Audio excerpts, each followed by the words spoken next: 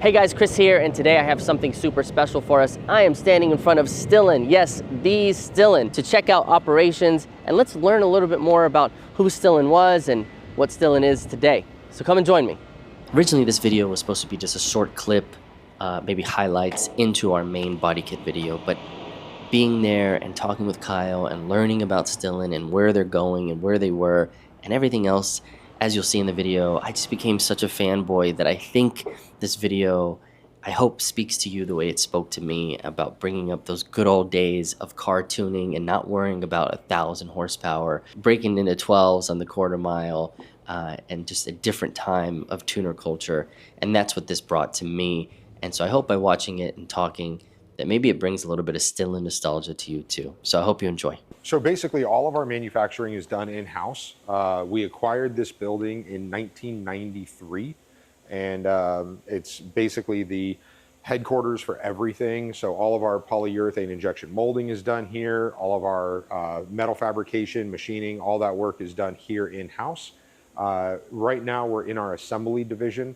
So all of the component items come together, we box everything up, do the final inspection and everything in this area. So this used to be our dedicated supercharger area. We no longer offer the supercharger kits. So yes, Kyle, let's talk about this because our G37, that was our plan. Oh, Carb really? legal STILLEN supercharger kit. Oh, no. And I called, maybe 5 months ago. Yeah. And they said, you guys stopped making the manifold or something. Yeah. What happened? The problem really just comes down to supply and demand at the end of the day. So we have to make a certain number of manifolds. We're not a metal foundry, so that's one of the few areas we don't control. But our metal foundry has a minimum order requirement. We have to make a certain number of them, and it just didn't really make sense anymore. Financially. Well, and even by the time we buy all that inventory, it's going to take 5 or 6 years to deplete it all. It used to take 5 or 6 months. Right. But just as the vehicles have gotten a little bit older and a little bit less common to supercharge, it just takes a little longer to get through that inventory. Fair. So, and that's only one component. So we've got the manifold, then we have the intercoolers, the charge pipes, the blowers themselves, the inlet had the Y pipe cast aluminum manifold as well. That was another large quantity item. So you just start stacking all these pieces on there, and before you know it, you have 5 or 6 years worth of very expensive inventory sitting around. Just sitting, So it's, unfortunately, we had to make that decision. So the question though is, you have a kit designed for us in the back, right? With that carb legality, we offered a 3-year, 36,000 mile powertrain warranty. Yeah. So that's why we like to say it was OEM comparison in reliability and emissions compliance, but with over 400 horsepower. How nice is that? Especially back then. Yeah. Like that's crazy back then. Oh yeah. And now we laugh at 400 wheel. Yeah. I mean, it's still great, but we laugh at it. But back then, that's 400 wheel was like the goal. Oh yeah. Yeah. Well, and it's funny because you think about it. Those cars are like 260, 270 wheel. Yeah. So 260, 270 wheel to 400 is still a big That's a huge jump. And being carb legal. Carb legal, crazy. with warranty. Yeah. Factory internals. Keep your AC. Yeah. Like 91 octane. Yeah, it's wild. It was a great kit, but it just, I mean, we developed that kit, 17 years ago. However, we have been working on our True Control product line. And what the True Control is we basically take a VR30, the Infiniti Q50, Q60, Nissan Z, anything like that. And we have an aftermarket power module that just plugs into the OEM sensors, and we're picking up huge gains on that. Oh, okay. And it's actually really funny because we talk about a supercharger kit. Yeah. So a supercharger kit made 140, 130 horsepower over factory costs about $7,000. Right. And then you have to install it and do everything else. Yeah. So you weren't far from nearly $10,000 for that. Yeah. Well, in the new Infiniti Q50 and Q60 with the VR30 engine, we're picking up about 100 wheel horsepower for $699. Plug and play tune. Plug and play. It's actually not even $699. It's $650. $649. $650, and you're picking up over 100 horsepower at the tires. And literally, the hardest part of the installation on that is removing the engine cover. That takes the longest part. That's insane. Yeah, because there's 2 bolts. Yeah. 2 or 3 bolts on the engine cover. Right. And the rest are just 2 connectors. And then you plug it in, 100 horsepower gain. Yeah.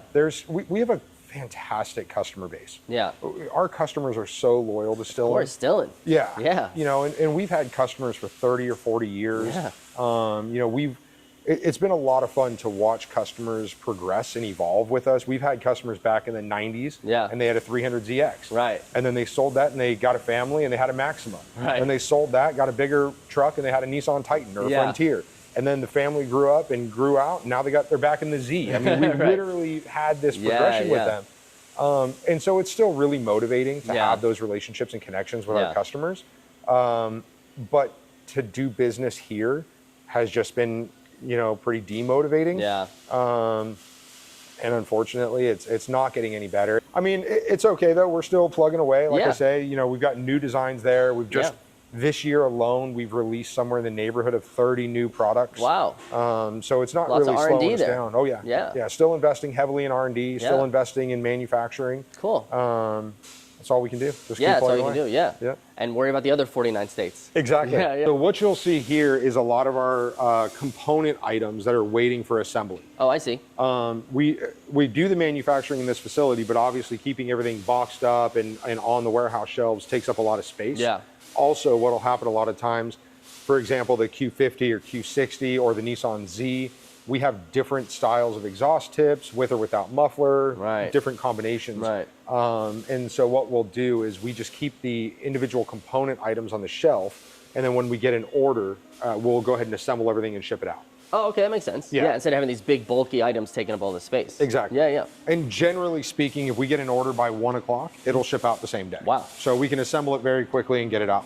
Now, is Steve your dad? Yeah, Steve's my dad. Do you race too? No, I did a little bit when I was younger, very little. But there's an old saying in racing, if you want to make a small fortune in racing, start with a large one. Right. And so we kind of decided it wasn't the best route for me. Yeah. You have to be rich to race, for sure. Pretty much, these days, yeah. Steve was fortunate. He actually, it's a pretty amazing story. I know he's my dad, but I still find it an interesting story. He grew up on a very poor farm in New Zealand. Okay. New Zealand, huh? Yeah. Okay. He's from New Zealand, and literally his first car was $5, and they pulled it out of a ditch on the neighbor's farm, and he and his brother rebuilt that car together. Wow. They had to take out a loan from their mom to get the $5. And so, you know, he really grew up very, very poor. Yeah. And he built a little bit of a reputation for himself in the South Pacific, racing in New Zealand and Malaysia. Right. And after he built that little bit of a reputation, he came over here to the US in the early 80s and just started growing and growing and growing with his racing career. He's raced for Toyota, for Ford, for Nissan for a very long time, of course. And Chevrolet, he did some driving for them in a wide range of different disciplines. Yeah. So he's won championships in single-seater open wheelers. He actually won the very first ever Indy Lights race. Wow. He had never raced on an oval before, showed up in a car he'd never raced before, on a track style he's never raced in, put the car on pole and won the race. And then he also, he holds records as, you know, Rookie of the Year at Le Mans, lap records at Le Mans, the only driver to win 24 hours of Daytona, 12 hours of Sebring, and 24 hours of Le Mans in the same year. In the same year?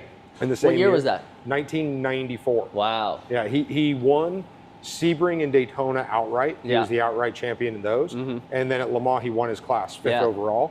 But he's the only driver to win his class in all 3. What a year, huh? In 1 year. Yeah. He's undefeated in the rain. Never lost a single race in the rain. Whoa. So, you know, his talent behind the wheel and his feel for a car and able to develop a car is really what built the company. So cool. Yeah. Yeah. And so it's just one of those things, you know, when it came down to the racing, you know, that story doesn't really happen anymore. No. You know, we're the guy who just had an immense amount of talent and then could succeed in motorsport. Unfortunately, it's a rich man's game these days. But so this is some of our manufacturing here. Okay. So what we'll do is the material comes in through the back. Sometimes it'll go on the metal rack, usually just straight onto the saw. Okay. That's a CNC saw that cuts all the tube to a specific length, comes off the saw onto the tube bender, from the tube bender onto the trim saw that'll cut it to the desired length. From the trim saw, it goes up to fabrication, from fabrication to welding, from welding to cleaning, cleaning to assembly. So the material always goes to the front of the building just to kind of make ourselves more efficient. Yeah, that makes sense. Again, being a California company, our costs are significantly higher than any other state in the nation. Yeah. So we've really worked very hard to keep all of our manufacturing in-house, but to work as efficiently as we can. And so that's why we have very streamlined manufacturing processes, but also something that we're very proud of is our accuracy. So every single step that we go through has a fixture. When it comes off of the bender, we've got a bend fixture that the parts go into. When it goes onto the saw, we've got a fixture that bolts to the saw. So every single tube is precise. Yeah. Every single tube gets cut the same way. I was going to ask that, because nowadays I feel like, especially with AI and computers and stuff like that, you can almost see like this kind of process being more, even more, less hands-on, more of computers taking it, precisely doing it. But you guys still, by hand, slicing it with CNC and yep. Yeah, that's cool. There's a number of different reasons why we're still more manual in our processes. Yeah. The biggest thing is quality. Right. And what I mean by that is here in California, it's, I don't know, 90 degrees outside right now, low 90s. Well, when the guys came in at 6 o'clock this morning, that's why nobody's here right now. They've already done all their work for the day and gone home because it's warmer in the afternoon. They like to come in early when it's cooler. That's cool. So they'll come in, get all their work done. But when they come in, it's 50, 55 degrees. Yeah. That's a hydraulic fluid that runs that machine. Mm-hmm. So that hydraulic fluid is thicker. The metal is harder. It's not quite as pliable. Well, by the time it gets to 90, 95 degrees in here, now that hydraulic fluid's been running for 4 or 5 hours, it's thinned out a little bit. The material is a little bit more malleable because it's warmed up as well. So you can bend a part at 6 o'clock this morning and it will be a completely different bend by noon. Oh. And so what will happen is every single one of our tubes will go onto a bend check fixture, and you can't have a robot or AI triple check that. Or you can, I'm sure, but you're probably talking millions of dollars. Yeah, much more expense involved in that. Yeah. And what we find ultimately is not only that, but the bender operator can really make a huge impact. We'll bend aluminum in what we call a TO condition. And an O condition material, it's basically a softer, more malleable material. If we try to bend it in T6, it just tears it. It just breaks the aluminum. Right. Well, when it's in an O condition, it's also very, very soft. Mm-hmm. So if we just put a new guy on the machine and said, hey, let's go for it, bend us some tubes, it'll destroy the tubes. You'll have wrinkles on the inside of the bends. We'll have wrinkles in there. You can get really aggressive clamp marks on the tube. Yeah. Our operator has been with us for over 20 years. Wow. He knows that machine inside and out. This is his thing right here. That's his baby. This is his artwork. Exactly. Yeah. And it is truly artwork. I mean, when you start to look at what goes into the production of these parts, it's not slam bam, work. It is an art. It's a true art form. And it's hard to find good, capable people who can do this kind of thing. Especially nowadays. Oh yeah, we've got our first and second team members are still with us. Wow. So they've been both been with us for over 40 years now. It's a they saw you when you were a little kid, huh? Oh yeah, I was bugging them. It's been an interesting. And now you're their boss. Yeah, I mean, coworker. We work well together. No, I'm sure. That's the way it is here. Yeah. So as I mentioned earlier, every single part has a bend fixture, a cut fixture, and a weld fixture. So even if we just have this simple rear exit muffler exhaust, right? I don't know what vehicle this is. I think this is actually either Q50 or Q60. Oh. So even if we just have a relatively simple part like this, there is a fixture just to check the bends right here. And then that will go into a cut fixture to cut everything at the correct lengths. And then this will actually have a fixture. We manufacture these mufflers in-house. Oh. So this will have a fixture to weld that together. And then you even do sound testing in here and how airflow affects the different sounds inside the mufflers and everything? No, we do that, but on the vehicle. Oh. And we do that on the vehicle because you really need the harmonics and the natural sound of the engine in order to replicate that. Right. So, we have a muffler. In fact, a good example is this muffler here was actually designed originally to be a resonator for a Toyota Tundra. But when the Q50, Q60 came out, we said, well, hang on. And it was hollow on that truck muffler. Yeah. And when the Q50, Q60 came out, we said, well, let's use this body. This is the size that we think will sound the best, but let's pack it. So then we designed this one a little bit differently. And then we also use a similar system for the Nissan Z, but we pack it a little bit differently. So even though they look the same, internally they're a little bit different. Yeah. And that really just comes down to driving the car and saying, hey, this one might be a little bit too loud, or you know, this one's not quite loud enough. Let's alter it a little bit. Yeah. And so we'll change all that during our production process, depending on the vehicle that it's going on to. That's so cool. Do you make universal mufflers? Like, we don't. We don't sell them. Yeah. Yeah. There's a lot of companies that offer that. Sure. And so we just kind of say, ours is for specific application only. All of ours are engineered for a specific application. But so for this particular exhaust here, even though it's relatively straightforward, it has all those bend fixtures and cut fixtures, but also every single piece is particularly located. So the flanges are all dowel pin located. There's no way to make that flange wrong. I have to pull it off the dowel pins, which as you can see are tight. Oh yeah. I don't have a tool to pop that off. No worries. But everything, you know, it's a very tight tolerance in order to get the correct angle, the correct fitment on that. Because if this is off, this is going to be off. Even if you have this off by 1 degree, this will be pointing a different direction on the vehicle. So everything is very tight tolerance fitment on the flange locations. This little tube that all it does is connect the flange to the muffler. There's a saddle locating that at the correct height, the correct orientation. This muffler is located at its correct location, the tube, everything. And then just to release it, we've got a little over center clamp.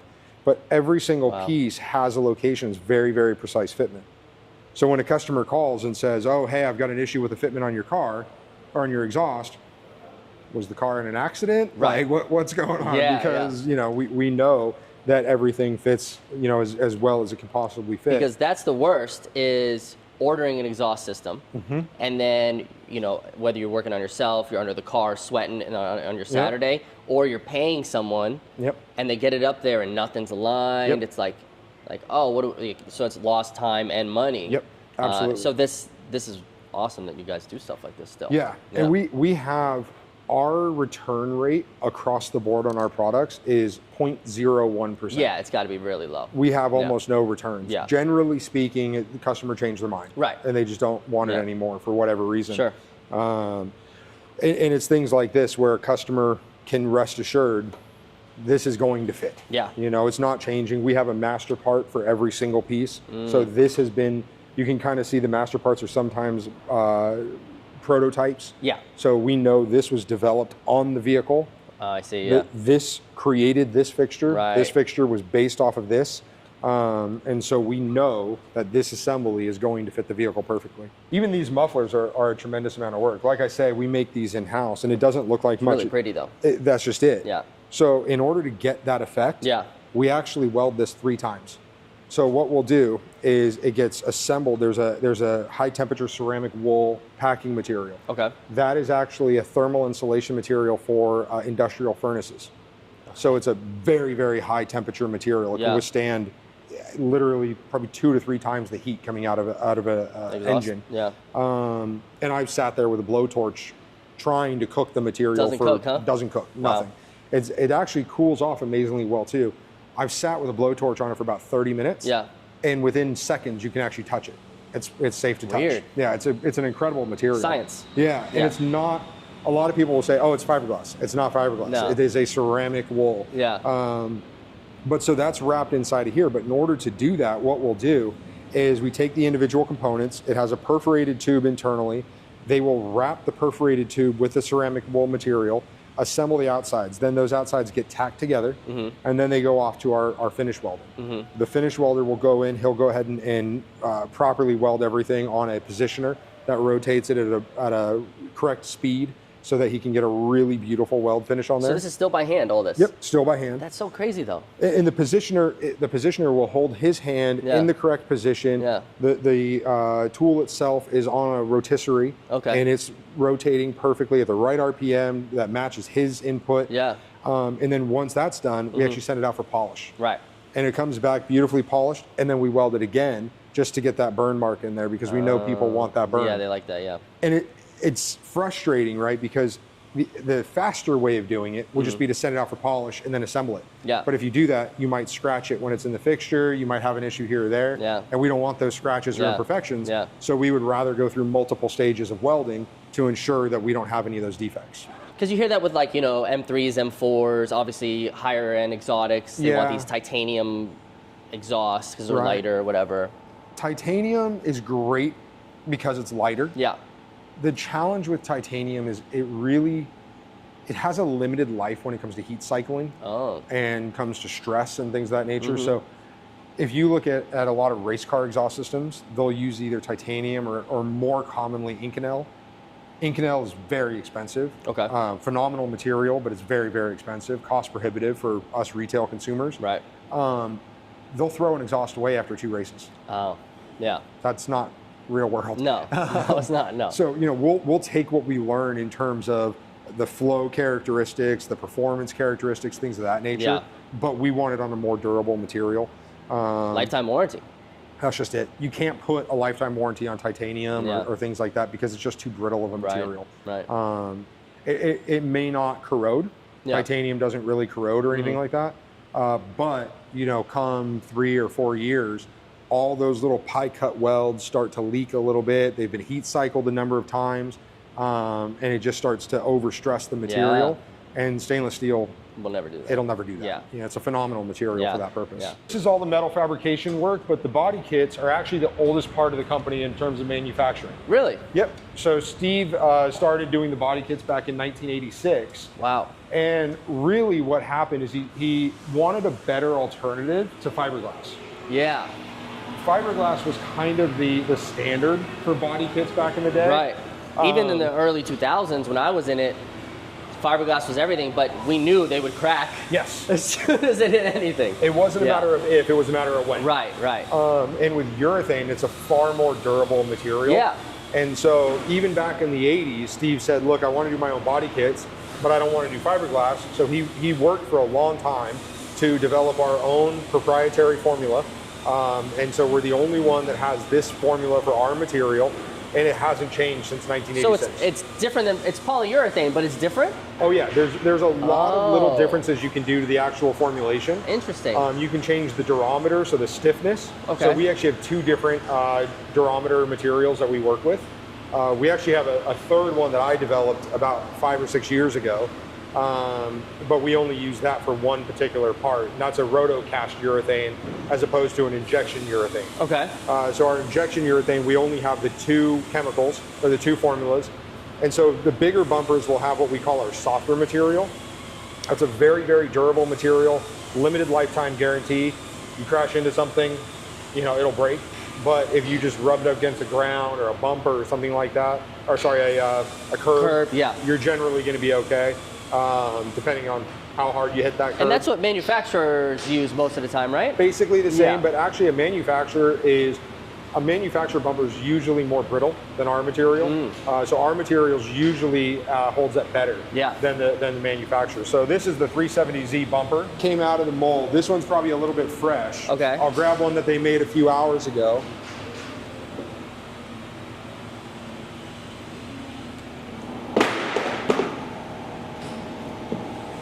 Still perfect. Yeah. Still in good shape. No issues at all. If you did that to a fiberglass brand, we'd have pieces everywhere. No, it would be a rat's nest of fiberglass. So this is a 370Z. That's cool. Yep. So we've got 370Z, and we do urethane for a wide range of vehicles. So we've got, that's a Chevy Silverado, 99 to 2001 Chevy Silverado. Still making them that old, and people still want them. Absolutely. But yeah, so once the urethane is injected here, it'll sit for about 24 hours to finish the cure cycle. Okay. And then it goes into final cleaning and in that room? Yeah. Cool. So the way it works is we'll grab the molds, and then it gets brought back here to the injection side. But the guys will pull the mold out. Out of the sauna. Out of the hot room. And then it comes into the injection port here. And so basically the chemical gets injected out of here into a hose that goes into the machine. And then the injection port is right there. Oh, so it shoves it into the bumper, like the mold of the bumper. So it's a pressurized urethane. It gets injected right here and fills the mold. And then these little bleed holes right here where you can kind of see the witness marks of the material, Yeah. that's just pushing the air out. And then once the chemical starts to run down, we know the mold is filled. It's filled, yeah. And then we have 10 minutes, 8 to 10 minutes depending on the mold, to let the urethane solidify. Okay. And it cures at that time. Okay. And then we can start to demold and take it out to the side. That easy. Yep. Wow. But part of that is this, whatever you've created in this liquid goo. Yep. Yeah. Well, it's easy because of 40 years of process. Right. Exactly. Right, yeah. exactly, yeah. It's everything about urethane is critical. Time-wise. Time-wise, but ratio, shrink rates, everything is very critical. So every single morning that machine gets calibrated. Okay. And it changes every single day. I've been doing it now for over 20 years myself, working with the company. And it drives me nuts that every single day we have to completely disassemble the head of that machine, check all the ratios. Time consuming. It's time consuming, but it's not changing, but it is. It does though, you know, and so every single day they've got to come in, they've got to check their ratios, make sure that everything's right, because if we have too much isocyanate, it'll make the part too brittle. And so we have to make sure that that ratio is precise every single day, and that ratio can be affected by the weather. Sometimes, as I said about the mandrel bending, it's kind of similar with this machine. When they come in and it's 50 or 60 degrees, the machines can flow a little bit differently here as well. Right. So there's days where they'll come back from lunch and we may only have a few hours left of production, but we still need to reset all the ratios in the machine, because again, having people that have been with us for 40 years, the head of this department's been with us for 40 years. Wow. He can watch material come out and say, it's not quite right. And he knows he needs to go back and dial in his machine. That's crazy. It truly is an art form. It's truly impressive to watch these guys work. Yeah, sure. But so once the molds are demolded, Yep. we'll pull the part out, and that's where it just sits here for curing. So it goes from this, and it looks like that once it's in 10 minutes. Exactly. So those parts came out of here today. Wow. Yep. And probably not even today. I mean, there's what, 6 parts there? Yeah. So they probably made in like 2 hours. It's about. That's pretty efficient now. Yeah. After 40 years of process, right? Yep. And then that still needs some prep, right? Yes. Yeah. So we call flashing, and it's just basically this material. Oh, that stuff that was flying off. Yeah. So it just needs to come in, trimmed off. Right. The guys will go through. They'll spend about an hour detailing each one of these parts. Oh, wow. So it's not a quick and easy process. Yeah, they still have to by hand. Yep. They have to by hand, and when you're talking about 500 different molds. Yeah. It's not something we can just have a robot come in and know how to trim every single one. Exactly. Yeah. So again, we have to have manual labor that goes in and touch each part, trim each part, in order to get them good quality. What's cool is that even though there's made in America, made in California, everything's shaped by hand, proprietary stuff, your prices aren't crazy though. We try to keep it reasonable. Yeah. Like we try hard. We paid retail for our lip kit and everything like that, and it was like really affordable. Yeah. Yeah. And it's something that we struggle with being in California. Yeah. And we get a lot of the biggest problem we have, quite frankly, is China will knock off our designs real fast. And 100%. The Alibaba thing. Yeah. And it's really frustrating because people will say, oh, STILLEN just buys it from Alibaba. Right. No, we don't. Right. Yeah. We never have. We never will. Yeah. I would rather not sell it than do that. Exactly. And most of the time, we're competing with our own design. Yeah. I don't mind if somebody comes up with their own design. That's great. Sure. Let's enjoy it, and I'll appreciate their design. Yeah. But when we're dealing with our own design that we're trying to compete against, and it's just usually inferior material. Right. Usually inferior fitment. It's frustrating. Yeah. But. Yeah, because I'm sure I haven't really looked, but I'm sure there's STILLEN replica. Oh yeah. Kits out there. Oh yeah. Fiberglass or whatever, just some crap. Yep. But people think they're like, oh, I got this new STILLEN kit. Yeah. Looks like crap. Mm-hmm. And then it makes you guys look bad, even though you had nothing to do with it. Yeah. Well, yeah, and a lot of the times people will try and say, oh, it's the same factory that made STILLEN's parts. Right, this factory here? Yeah, like, right, no. Right. This is not. This is the factory. This is our factory. Right, We're not making our parts for somebody else. Yeah, exactly. No, it's something that, like I say, we've been doing for decades at this point. We're very proud of. Yeah. And we're not planning on changing that. There's no need to. No. We're going to keep doing it here. Yeah, yeah. Yep. Even if you have to leave California, I'm sure you'll still do it. Yeah, exactly. This is weird. It feels like a fruit roll-up. Yeah, it does. Don't eat it. Don't eat it. Yeah, exactly. Don't test it. Yeah, yeah, yeah. So here's the 370Z bumper, actually, just since it's here. Is that the same one we just saw? The same one we just saw that was in production. This one's already been cleaned up. You can see all the flashing has been removed. All the edges have been smoothed out, and now it's ready for shipping. And look at all the detail you guys have in the holes pre-cut. Yep. But what we'll do is we'll bring a car in here, and we've got some design inspiration, some artwork from over the years of what we've done. But we call this inspiration because a lot of other companies, and this isn't to take away from the other companies at all, but what a lot of other companies will do is they will come up with a 3D design and then they go into production based on that. Yeah. And we don't prefer doing it that way because there's so many variables that come into play when you're talking about a body kit design. For example, on that 370Z, if you cut open those large vents on the side, well, that's where the windshield washer bottle is.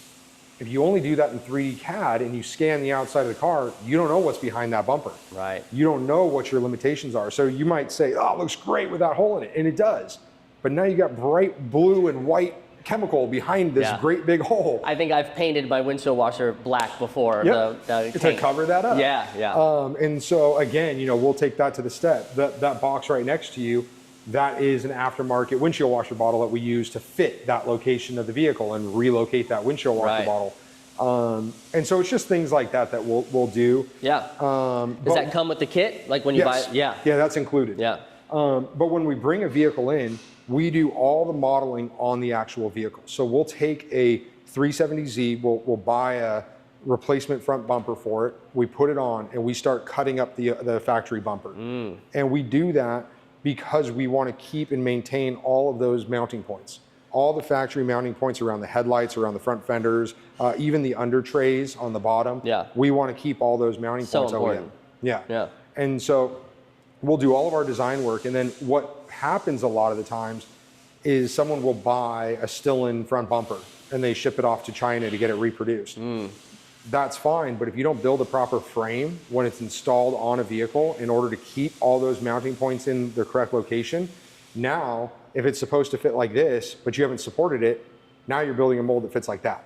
That's and what now we were getting. Mounting points. That's what we were getting, man. You know, That's and exactly so what it was. It's very, very common. Yeah. But because of the way that we do it, and again, you know, we've got people in this area who've been doing it forever, and they know how to build a body kit so that everything fits properly. Another form of art. Absolutely. Yeah. A lot of what we do is artwork. Yeah. I mean, it truly is craftsmen who are creating all of our parts. I agree. X-pipe or H-pipe? It's engine by engine. Yeah. You know, some engines like a certain flow characteristic. Right. Some engines like something a little bit different. We tried on the Nissan Z. The new Z? The new Z. Yeah. We went through a dozen different exhaust configurations. True dual even? We did a straight true dual, don't merge. Yeah. We did an X pipe, a Y pipe, an H pipe, a single path. So we did a Y pipe that split back into duals, which is kind of like an X pipe anyway, but we just tried a different concept behind it. True dual sounded like a tractor. Did it? It was terrible. Yeah. Especially when you get a turbo V6, it's kind of hard to make those sound really nice. You really need a merge in order to make them sound good. Well, we tried a large number of different configurations to see what made the best performance, what sounded good. Yeah. Because there's really nothing that anyone who says they can look at the engine characteristics and just design an exhaust system, they're full of crap. Yeah, that's crap. Ultimately, they're completely full of crap. Right. Like, there's no way to do it but just try a bunch of stuff, to do it properly. Yeah. And unfortunately, a lot of companies don't want to do that anymore. And I understand why. Yeah. It's not efficient. No. But the difference with STILLEN and a lot of other companies, our goal is not to build the most new part numbers per year. There's a lot of companies that build a wide range of different exhaust systems, and they can't afford to spend the time dedicated to develop the best exhaust system for that vehicle. Right. Because they have to make 100 new part numbers a year. It doesn't work. Yeah. For us, we don't care about being the first to the market. We don't care about being really anything but the best on the market.